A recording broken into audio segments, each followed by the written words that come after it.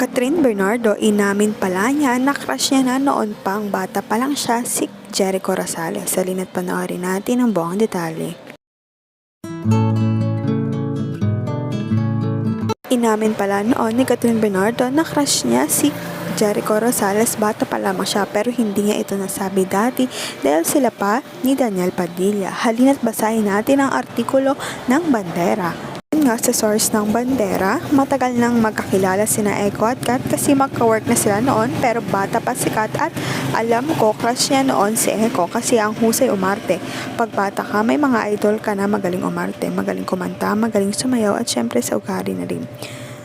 Dagdag pa ng source ng Bandera, si Echo magaling umarte at sumayaw at kumanta pa. Aminin mo, total package naman ang lolo mo. Gwapo at single naman siya kahit pa sabing malaki ang kot niya sa edad. Sabi nga ng age doesn't matter. Ganito na lang ikumpara mo kung paano ang kilos ni Kat kapag kasama si Alden at kapag kasama niya rin si Echo. Sabi pa ng aming source. Sa ngayon, maghintay na lamang ng latest update sa Katniel.